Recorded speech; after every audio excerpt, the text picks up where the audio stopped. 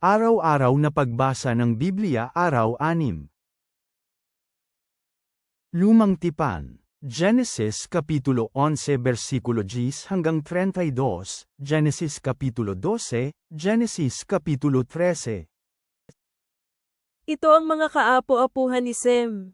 Si Sem ay 100 taong gulang, at naging ama ni Arphaxad 2 taon matapos ang baha. Ito ang mga kaapo-apuhan ni Sem. Si Sem ay 100 taong gulang, at naging ama ni Arphaxad 2 taon matapos ang baha. Si Sem ay nabuhay ng 500 taon matapos siyang naging ama ni Arphaxad. Naging ama rin siya ng iba pang mga anak na lalaki at babae. Nang 35 taon na si Arphaxad, siya ay naging ama ni Sela.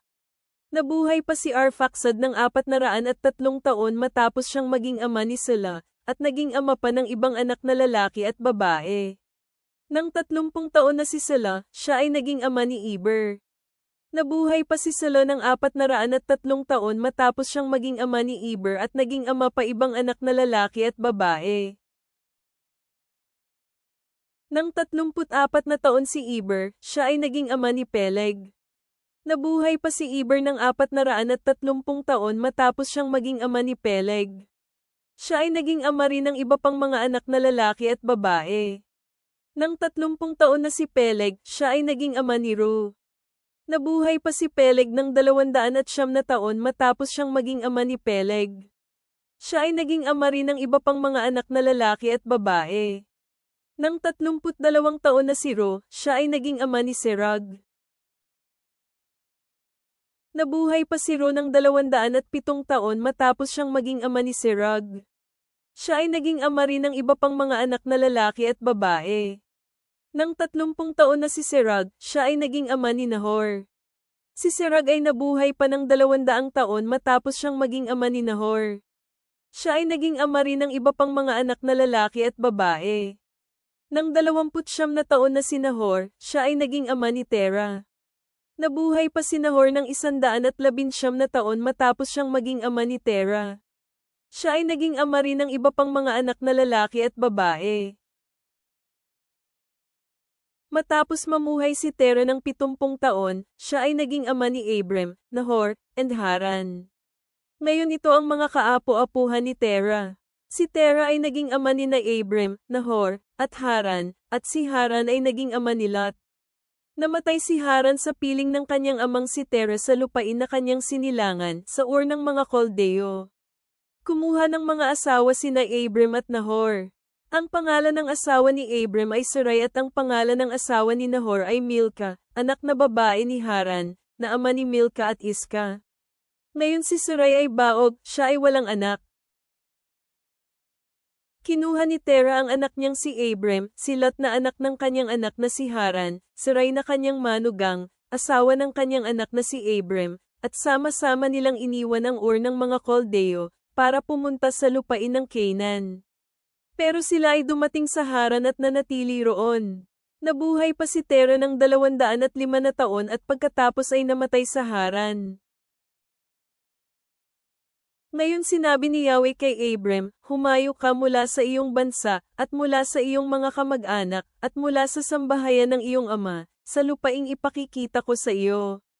Gagawin kitang isang dakilang bansa, at pagpapalain kita, at gagawin kong dakila ang iyong pangalan at ikaw ay magiging isang pagpapala. Pagpapalain ko ang magpapala sa iyo, pero sino man ang maninira sa iyo ay susumpain ko.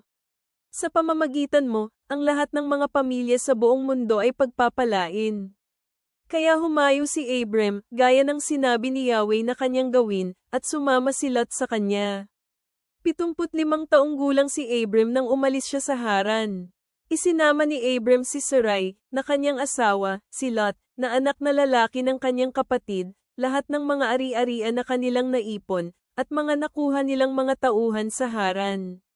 Umalis sila patungo sa lupain ng Canaan, at pumunta sa lupain ng Canaan. Naglakbay si Abram hanggang sa Shechem sa kakahuyan ng Mora. Sa panahong iyon ang mga Kananiyo ang naninirahan sa lupain. Nagpakita si Yahweh kay Abram, at sinabing, ibibigay ko ang lupaing ito sa iyong mga kaapo-apuhan. Kaya nagtayo roon si Abram ng altar para kay Yahweh na nagpakita sa kanya. Mula roon siya ay lumipat sa bulubunduking bayan sa silangan ng Bethel, kung saan niya itinayo ang kanyang tolda, na ang Bethel ay nasa kanluran at ang Ai ay nasa silangan. Doon nagtayo siya ng altar para kay Yahweh at tumawag sa pangalan ni Yahweh. Pagkatapos nagpatuloy si Abram sa paglalakbay patungong Negeb. Nagkaroon ng taggutom sa lupain, kaya bumaba si Abram papunta sa Ehipto para manirahan doon, dahil matindi ang taggutom sa lupain. Nang siya ay papasok na sa Ehipto, sinabi niya sa kanyang asawang si Sarai, "Tingnan mo, alam kong ikaw ay isang magandang babae. Kapag nakita ka ng mga taga-Ehipto sasabihin nilang, ito ay kanyang asawa, at ako ay papatayin nila, pero hahayaan ka nilang mabuhay. Sabihin mong ikaw ay kapatid kong babae, para mapabuti ako ng dahil sa iyo, at maliligtas ang buhay ko dahil sa iyo." Nang papasok na si Abram sa Ehipto, nakita ng mga taga-Ehipto na napakaganda ni Sarai. Nakita siya ng mga prinsepe ng Paraon, at pinuri siya kay Paraon, at dinala ang babae sa sambahayan ng Paraon. Pinakitunguhan ng mabuti ni Paraon si Abram alang-alang sa kanya, at binigyan siya ng mga tupa, mga baka, mga lalaking asno, mga lalaki at babaeng lingkod, mga babaeng asno, at mga kamelyo. Pagkatapos pinahirapan ni Yahweh ang Paraon at ang kanyang sambahayan ng mga matinding salot dahil kay Sarai, na asawa ni Abram. Pinatawag ng Paraon si Abram, at sinabing, "Ano itong ginawa mo sa akin? Bakit hindi mo sinabi sa akin na siya ay iyong asawa? Bakit mo sinabing, siya ay kapatid ko, kaya kinuha ko siya na maging asawa ko? Kaya ngayon, narito ang iyong asawa. Isama mo siya, at umalis na kayo." Pagkatapos, binigyan ng utos ng Paraon ang kanyang mga tauhan patungkol sa kanya, at siya ay pinaalis nila, kasama ang kanyang asawa at ang lahat ng mayroon siya. Kaya umalis si Abram sa Ehipto at pumunta sa Negeb, siya, ang kanyang asawa, at ang lahat ng mayroon siya. Sumama rin si Lot sa kanila. Ngayon si Abram ay napakayaman na sa mga hayop, pilak, at ginto. Nagpatuloy siya sa kanyang paglalakbay mula sa Negeb patungong Bethel, sa lugar kung saan naroon ang kanyang tolda noon, sa pagitan ng Bethel at Ai. Pumunta siya sa lugar kung saan niya dating itinayo ang altar. Dito tumawag siya sa pangalan ni Yahweh. Ngayon si Lot, nakasama ni Abram sa paglalakbay, ay mayroon ding mga kawan, mga alagang hayop at mga tolda. Dahil ang kanilang mga ari-arian ay napakarami, hindi na kayang tugunan ng lupain ang kanilang pangangailangan na manirahang magkasama, kaya hindi na sila maaaring magsama. At isa pa, mayroon ng pagtatalo sa pagitan ng mga pastol ng mga hayop ni Abram at ng mga pastol ng mga hayop ni Lot. Naninirahan ang mga Kananiyo at Perezeo sa lupain ng panahong iyon. Kaya sinabi ni Abram kay Lot, "Huwag nating hayaan na magkaroon ng alitan sa pagitan nating dalawa at sa pagitan ng iyong mga pastol at ng aking mga pastol, kung tutuusin, tayo ay magkapamilya. Hindi ba nasa harap mo ang buong lupain? Humayo ka at ihiwalay mo ang iyong sarili sa akin. Kung pupunta ka sa kaliwa, pupunta naman ako sa kanan. O kung pupunta ka sa kanan, pupunta naman ako sa kaliwa." Kaya tumingin si Lot sa paligid at nakitang sagana sa tubig ang buong kapatagan ng Jordan hanggang sa Zor, katulad ng hardin ni Yahweh, katulad ng lupain sa Ehipto. Ito ay bago pa nilipol ni Yahweh ang Sedoma at Gomorrah. Kaya pinili ni Lot ang lahat ng kapatagan ng Jordan para sa kanyang sarili at naglakbay sa silangan at naghiwalay na ang magkakamag-anak. Nanirahan si Abram sa lupain ng Canaan, at si Lot ay nanirahan naman sa mga lungsod ng kapatagan. Nagtayo siya ng kanyang mga tolda hindi kalayuan sa Sedoma. Ngayon napakasama ng mga kalalakihan ng Sedoma at namumuhay sila laban kay Yahweh. Sinabi ni Yahweh kay Abram pagkatapos lumayo ni Lot sa kanya, "Tumingin ka mula sa kinatatayuan mo, sa hilaga, timog, silangan at kanluran. Lahat ng lupaing ito na nakikita mo, ibibigay ko sa iyo at sa iyong mga kaapu-apuhan magpakailanman." At gagawin kong kasandami ng alikabok sa lupa ang iyong mga kaapu-apuhan, kaya kung mabibilang ng isang tao ang alikabok ng mundo, sa gayon ay mabibilang din ang mga kaapu-apuhan mo.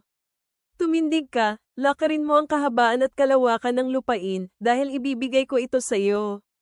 Kaya binuhat ni Abram ang kanyang tolda, pumunta siya at nanirahan sa may mga kakahuyan ng Mamre, na nasa Hebron, at doon nagtayo ng isang altar para kay Yahweh. Bagong Tipan. Matthew 21 minuto pasado alas 5:42. Inyong narinig na sinabi sa kanila noong mga unang panahon, huwag kang pumatay, at sinumang papatay ay manganganib sa paghuhukom. Ngunit sinasabi ko sa inyo na sinumang magalit sa kanyang kapatid ay manganganib sa paghuhukom.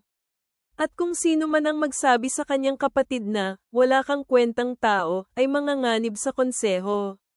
At sino mang magsabi ng, hangal ka, ay manganganib sa apoy ng impyerno. Kaya kung ikaw ay naghahandog ng iyong kaloob sa altar at maalala mo doon ang iyong kapatid na may anumang bagay laban sa iyo, iwan mo doon ang iyong kaloob sa harap ng altar at humayo ka. Makipag-ayos ka muna sa iyong kapatid, pagkatapos ay pumunta ka at ihandog mo ang iyong kaloob. Makipagkasundo ka agad sa nagsakdal sa iyo habang siya ay kasama mo pa sa daan patungo sa hukuman, o ipapasakamay ka ng nagsakdal sa iyo sa hukom at ipapasakamay ka ng hukom sa pinuno at ikaw ay ipapatapon sa bilangguan. Totoo itong sinasabi ko sa inyo, hindi ka kailanman makalalabas doon hanggang mapagbayaran mo ang kahuli-hulihang salapi na iyong inutang. Narinig ninyo na sinabi, huwag kang mangangalo niya. Ngunit sinasabi ko sa inyo, sino mang tumingin sa isang babae upang siya ay pagnasaan ay nangalo niya sa babaeng iyon sa kanyang puso. At kung ang iyong kanang mata ang nagiging sanhi ng iyong pagkatisod, dukutin mo ito at itapon sa malayo sapagkat mas mabuti para sa iyo na mapahamak ang isa sa mga bahagi ng iyong katawan kaysa maitapon ang buo mong katawan sa impyerno. At kung ang iyong kanang kamay ang sanhi ng iyong pagkadapa, putulin mo ito at itapon sa malayo. Sapagkat mas mabuti na mapahamak ang isa sa mga bahagi ng iyong katawan kaysa ang buo mong katawan ay mapunta sa impyerno. At sinabi din, kung sino man ang magpalayas sa kanyang asawang babae, dapat niya itong bigyan ng kasulatan ng paghihiwalay. Ngunit sinasabi ko sa inyo, sino mang makipaghiwalay sa kanyang asawang babae maliban lamang kung sa sexual na imoralidad ang dahilan nito ay nagiging sanhi ng pangangalo niya ng kanyang asawa. At kung sino mang magpakasal sa kanya pagkatapos siyang hiwalayan ay nangangalo niya rin. Narinig ninyo rin na sinabi ng mga tao noong unang panahon, huwag kang manunumpa ng kasinungalingan ngunit tuparin mo ang iyong mga sumpa sa Panginoon. Ngunit sinasabi ko sa inyo, huwag na lamang kayong manumpa, huwag sa langit dahil ito ang trono ng Diyos, huwag sa lupa dahil ito ang tapakan ng kanyang mga paa, huwag din sa Jerusalem dahil ito ang lungsod ng dakilang hari.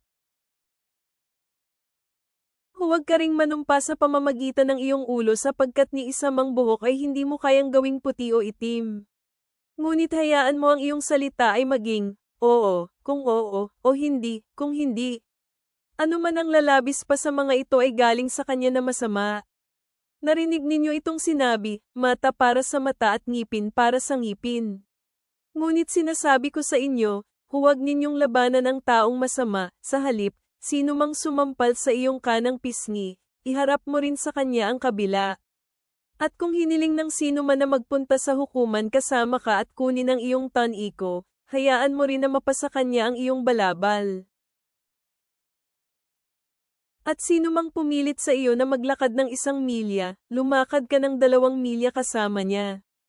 Ibigay mo ang nanghihingi sa iyo at huwag mong talikuran ang sino mang nanghihiram sa iyo. At sino mang pumilit sa iyo na maglakad ng 1 milya, lumakad ka ng 2 milya kasama niya. Ibigay mo ang nanghihingi sa iyo at huwag mong talikuran ang sino mang nanghihiram sa iyo. Mga awit. Psalm 5:1-12. Makinig ka sa aking panawagan sa iyo, Yahweh, isipin mo ang aking mga daing. Makinig ka sa tunog ng aking panawagan, aking hari at aking Diyos, dahil sa iyo ako nananalangin. Yahweh, sa umaga naririnig mo ang aking iyak, sa umaga dadalhin ko ang aking kahilingan sa iyo at maghihintay ng may pananabik. Tiyak ngang hindi ka ang Diyos na pinahihintulutan ng kasamaan, ang mga masasamang tao ay hindi mo magiging mga panauhin. Ang mayabang ay hindi tatayo sa harapan mo, kinamumuhian mo ang lahat ng kumikilos ng masama. Wawasakin mo ang mga sinungaling, hinahamak ni Yahweh ang mga mararahas at mandarayang mga tao. Pero para sa akin, dahil sa iyong dakilang katapatan sa tipan, papasok ako sa iyong tahanan, sa paggalang, ako ay yuyuko sa dako ng iyong banal na templo. O Panginoon, akayin mo ako sa iyong katuwiran dahil sa aking mga kaaway, gawin mong tuwid ang iyong landas sa harap ko. Dahil walang katotohanan sa kanilang bibig, ang kanilang panloob na pagkatao ay masama, ang kanilang lalamunan ay isang bukas na libingan, nang uutos sila gamit ang kanilang dila. Ihayag mong sila ay may sala, O Diyos, nawa ang kanilang mga balakin ang magpabagsak sa kanila. Itaboy mo sila dahil sa maraming kasalanan nila, dahil sila ay sumuway laban sa iyo. Pero nawa ang lahat ng kumukubli sa iyo ay magalak, hayaan mo silang laging sumigaw sa galit dahil ipinagtatanggol mo sila, hayaan mo silang magalak sa iyo, sila na nagmamahal sa iyong pangalan. Dahil pagpapalain mo ang matuwid, Yahweh, palilibutan mo sila ng pagpapala tulad ng isang kalasag. Panginoon ng katapatan sa tipan, kami ay nagpapasalamat sa iyo para sa iyong mga pangako na hindi kailanman nabibigo at para sa katiyakan ng iyong salita. Habang kami ay nagmumuni-muni sa tawag sa banal na pamumuhay at sa mga babala laban sa pagkukunwari, suriin mo ang aming mga puso at ibunyag ang anumang nakatagong kasalanan. Turuan mo kaming manalangin ng taos-puso, magbigay ng bukas palad, at magpatawad ng malaya, tulad ng kami ay pinatawad. Nawa ang aming mga buhay ay maging patuto sa iyong kapangyarihang nagbabago at sa iyong kamanghamanghang biyaya. Nawa ang biyaya ng aming Panginoong Jesu Kristo ay sumama sa amin lagi. Amen.